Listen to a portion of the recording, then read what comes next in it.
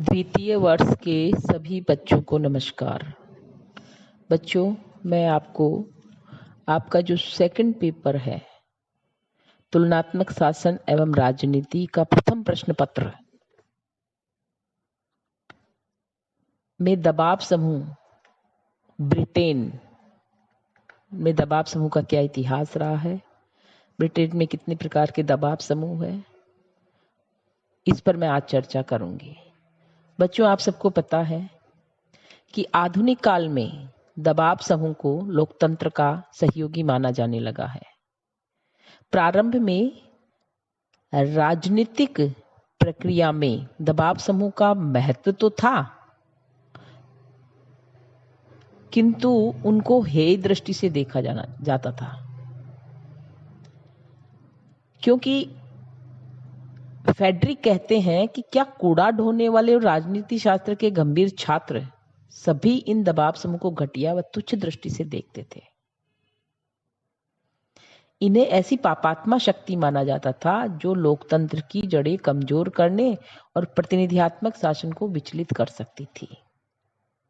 और जो लॉबी शब्द है उसको बहुत ही हेय दृष्टि से देखा जाता था। इसे धोखा, भ्रष्टाचार, बुराई आदि का प्रतीक भी माना जाता था। किंतु बच्चों, वर्तमान समय में दबाव समूह का बहुत महत्व बढ़ गया है। दबाव समूह को लोकतंत्र का पक्षपोषक माना जाने लगा है। मैंने आपको पूरे वीडियो में अमेरिका के दबाव समूह के बारे में बताया था कि विश्व में सबसे ज्यादा दबाव समूह काम करते हैं वो अमेरिका में करते हैं। ब्रिटेन, आज मैं आपको ब्रिटेन के बारे में बता रही हूँ कि ब्रिटेन में लोकतंत्र है और लोकतांत्रिक देशों में दबाव समूह की विशेष भूमिका होती है। ब्रिटिश राजनीति में दबाव समूह की जब हम बात करते हैं तो बच्चों, मैं एक बात बताना चाहती हूँ कि ब्रिटिश राजनीति में जो दबाव समूह है वो कोई नए नहीं है। ब्रिटेन में दबाव समूह का जो विकास हुआ था वो 19वीं शताब्दी के सुधार आंदोलनों के परिणाम स्वरूप ही हुआ था। चार्टिस्ट आंदोलन तथा अनाज कानून विरोधी संघ इस समय के दो सशक्त और क्रियाशील समूह थे।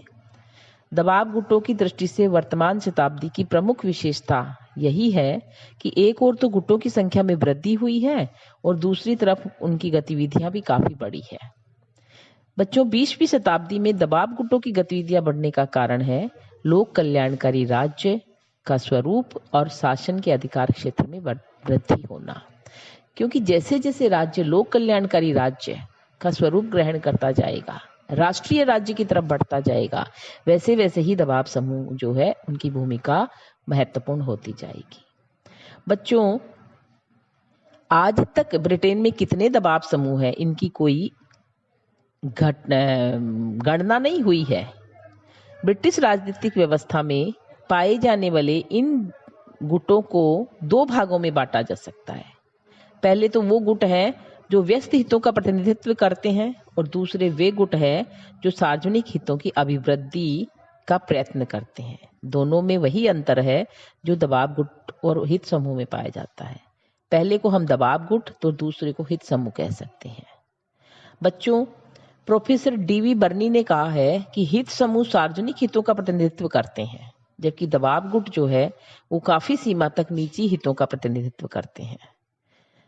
राष्ट्रीय कोयला बोर्ड और बीबीसी जो है, आप सभी जानते हैं, बीबीसी के बारे में आपने सुना भी होगा। ये बोर्ड ऐसे संस्थान हैं जिनका हर नागरिक से संबंध है। दूसरी ओर राष्ट्रीय कृषक संगठन या ब्रिटिश बैंकर संघ केवल अपने सदस्यों की मांगों को मनवाने के लिए ही कार्य करते हैं। बच्चों, मैं आपको बताने जा रही हूँ कि ब्रिटिश राजनीति में व्यस्त हितों का प्रतिनिधित्व करने वाले दबाव गुट कौन कौन से हैं। बच्चों, ये जो गुट है वे हैं जो विशिष्ट वर्गों के हितों के संरक्षण के लिए प्रयत्नशील रहते हैं और जिनके पीछे उन वर्गों से संबंधित लोगों की शक्ति होती है, जैसे व्यापारिक समूह, आर्थिक संगठन और पेशेवर संगठन। जब हम व्यापारिक समूह की बात करते हैं तो ब्रिटिश राजनीति में प्रभावशाली व्यापारिक समूह है, जिस निदेशक संस्थान है, ब्रिटिश उद्योग मंडल है, ब्रिटिश व्यापार मंडल है, ब्रिटिश निर्माताओं का संघ है आदि। ब्रिटिश उद्योग मंडल लगभग 10,000 बड़ी फर्मों का प्रतिनिधित्व करता है। ब्रिटिश व्यापार मंडल की संख्या लगभग 60,000 है। और इसमें आधे से अधिक सदस्य तो विभिन्न वस्तुओं के निर्माता है। व्यवसायिक समूह अपने हितों के संरक्षण का प्रयत्न करते हैं और इस हेतु सांसदों से सहयोग लेते हैं। अनुदार दल में इनके बहुत सारे समर्थक सांसद मिल जाएंगे। ये सांसदों को चुनाव हेतु आर्थिक सहायता भी देते हैं। इसके अलावा दूसरा जो है वो है आर्थिक संगठन। ब्रिटेन में बच्चों कम से कम 600 रजिस्टर्ड श्रमिक संगठन है। इन संगठनों में जैसे परिवहन कामगार संघ, रेल कर्मचारी संघ, खान कर्मचारी संघ, बिजली व्यापार संघ, इस प्रकार ये संगठन है। श्रमिक संगठन राजनीतिक दृष्टि से बड़े सक्रिय हैं। जैसे नेशनल यूनियन ऑफ रेलवेमैन सभी प्रमुख दल के कुछ सदस्यों को चुनाव में सहायता प्रदान करती है ताकि उसके माध्यम से लोक सदन में अपनी मांग उठाई जा सके। सन 1974 में 23 ट्रेड यूनियनों ने 155 प्रत्याशी निर्वाचन में खड़े किए, जिसमें से 127 विजयी हुए। ये बहुत महत्वपूर्ण बात है। आधे से ज्यादा श्रमिक जो है वो श्रमिक संगठन जो है वो ट्रेड यूनियन कांग्रेस से संबद्ध है, जिसकी संख्या जो है बच्चों वो करीबन 1 करोड़ के लगभग है। इसके अलावा पेशेवर संगठन भी है। पेशेवर मतलब जो नौकरी पेशा वाले होते हैं, है ना, जैसे डॉक्टर है, प्राध्यापक है, सरकारी कर्मचारियों की भी अपनी अपनी यूनियनें हैं बच्चों वहाँ पे, जो अपने सदस्यों के अधिकारों और उनकी वेतन वृद्धि व व्यावसायिक हितों के लिए कार्य करते हैं। इन पेशेवर संगठनों में जैसे ब्रिटिश चिकित्सा संघ है, सरकारी कर्मचारियों का संघ है, राष्ट्रीय शिक्षक संघ है तथा राष्ट्रीय और स्थानीय सरकारी पदाधिकारी संघ है आदि। ये जो संघ है ये पेशेवर संगठन वहाँ पे कहलाते हैं। इसके अलावा बच्चों ये तो सब क्या है, दबाव गुट है। अब मैं आपको ब्रिटिश राजनीति में सार्वजनिक हितों का प्रतिनिधित्व करने वाले हित समूह के बारे में बताऊंगी। सार्वजनिक हितों की अभिवृद्धि करने के लिए मैंने आपको पूर्व में भी बताया है कि जो हित समूह होते हैं वो सार्वजनिक हितों का प्रतिनिधित्व करते हैं, वो विशिष्ट हितों का प्रतिनिधित्व नहीं करते हैं, किसी व्यवसाय से संबंधित नहीं होते हैं, वो सभी लोगों का कल्याण करने की सोचते हैं। इसलिए ये वे गुट है बच्चों जिनके सदस्य किसी विशिष्ट वर्ग या व्यवसाय से संबंध नहीं रखते हैं बल्कि विभिन्न वर्गों से संबंधित होते हैं। ये कुछ विशिष्ट आदर्शों और मूल्यों या हितों में निष्ठा रखते हैं और इनकी पूर्ति के लिए अपनी पूरी शक्ति भी लगा देते हैं। इन संघों में जैसे राज्य शिक्षा प्रसार संघ, ग्राम्य वातावरण संरक्षण संघ, जानवरों के लिए कठोरता निषेध संघ, बच्चों के प्रति कठोरता निषेध संघ, ब्रिटिश मानवतावादी संघ, परिवार नियोजन संघ, गर्भपात कानून में सुधार चाहने वाली समिति, क्रूर खेलों का विरोध करने वाला संघ, दंड विधि में सुधार की मांग करने वाले होवार्ड लीग, राष्ट्रीय समाज सेवा परिषद आदि हित जो है वो इसमें आते हैं। इस प्रकार धूम्रपान निषेध है, आनुपातिक प्रणाली है, न्याय प्रणाली में सुधार है इत्यादि जो लक्ष्यों की प्राप्ति के लिए भी अनेक हित समूह बने हुए हैं जिन्हें जनता के विभिन्न वर्गों का बच्चों समर्थन भी प्राप्त है।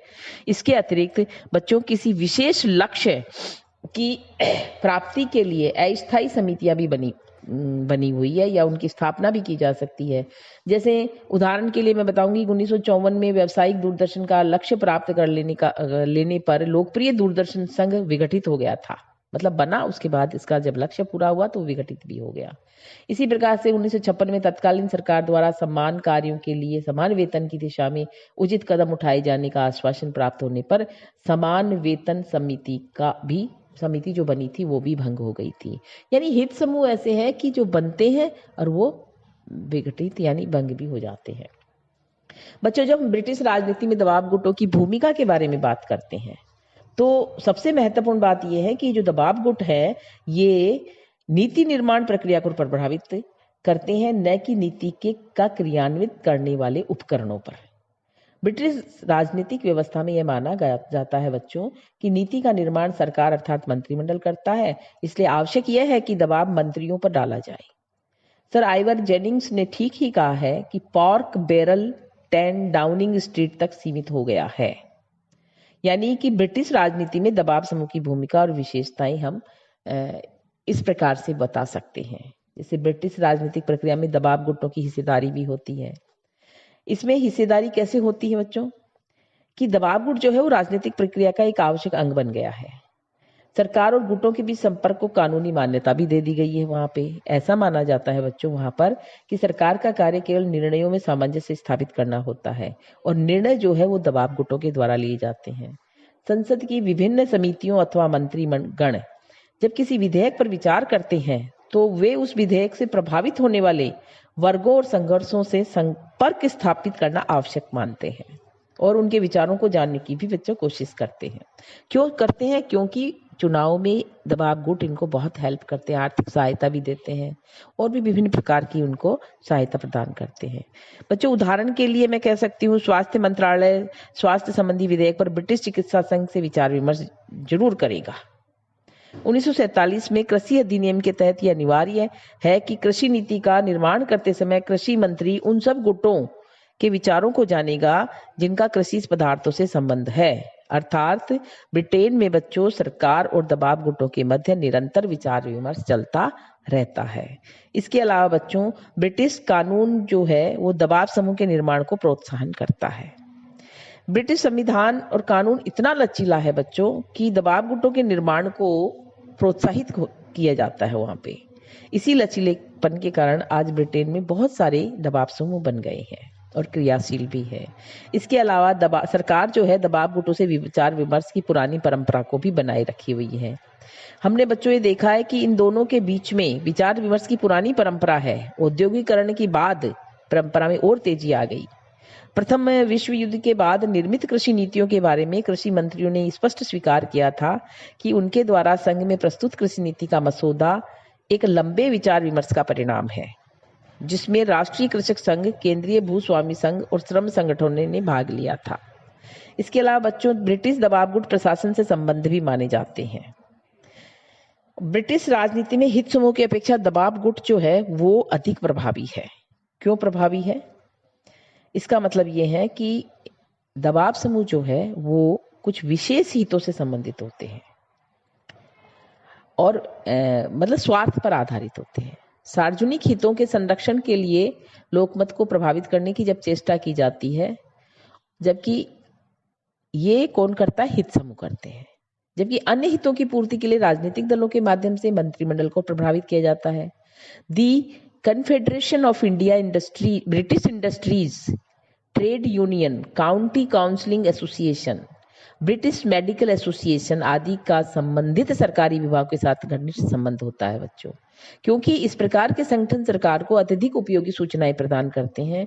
इसके विपरीत जानवरों के प्रति कठोरता का जो निषेध संघ है, बच्चों के प्रति कठोरता निषेध संघ है, वो बहुत कम प्रभावशाली होते हैं क्योंकि उनके पास सरकार को देने के लिए कुछ भी नहीं होता। इसके अलावा बच्चों, ब्रिटेन में दबाव गुट किसी न किसी राजनीतिक दल के साथ संबद्धता रखते हैं, जैसे यानी एक प्रकार से इनकी राजनीतिक संबद्धता भी होती है। जैसे उद्योग से संबंधित संघ अनुदान दल से संबंधित रहे हैं तो ट्रेड यूनियन कांग्रेस मजदूर दल के साथ है। ट्रेड यूनियन चुनाव में लेबर पार्टी को भी धन देती है। इसके अलावा सरकार की शक्ति पर अंकुश भी लगाते हैं ये बच्चों। ब्रिटिश राजनीति में दबाव समूह जो है सरकार की शक्ति को नियंत्रित करते हैं।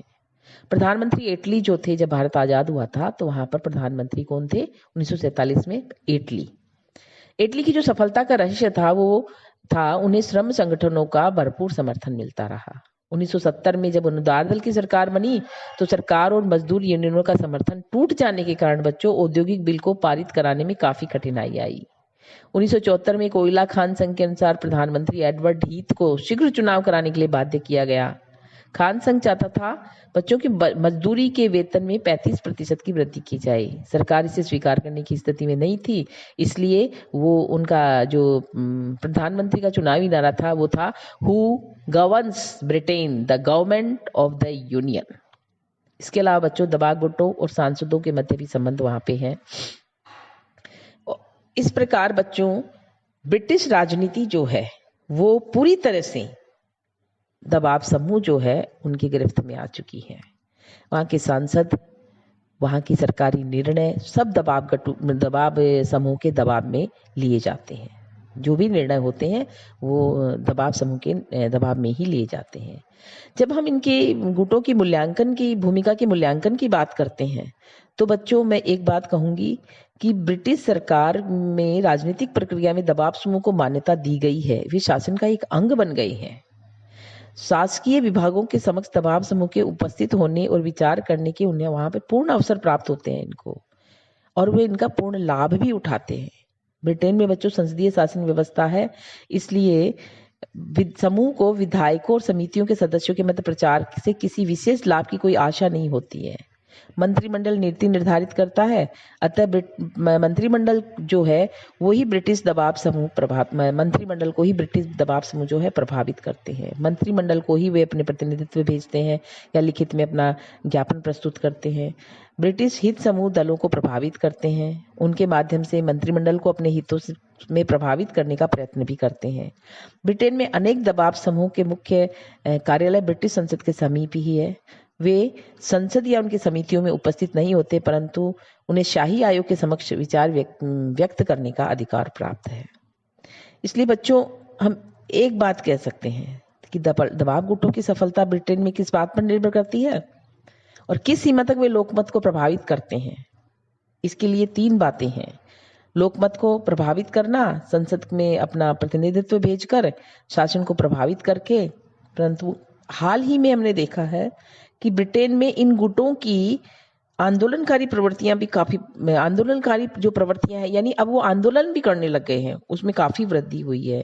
जैसे कृषक उपचारिकाओं, विद्युत विभाग के कर्मचारी और विद्यार्थियों ने अपनी मांग के समर्थन में काफी शोर शराबे की नीति का परिचय दिया, जबकि पहले ऐसा नहीं था।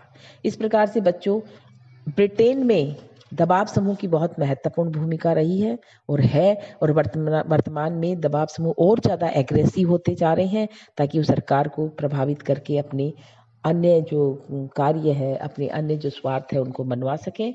धन्यवाद बच्चों।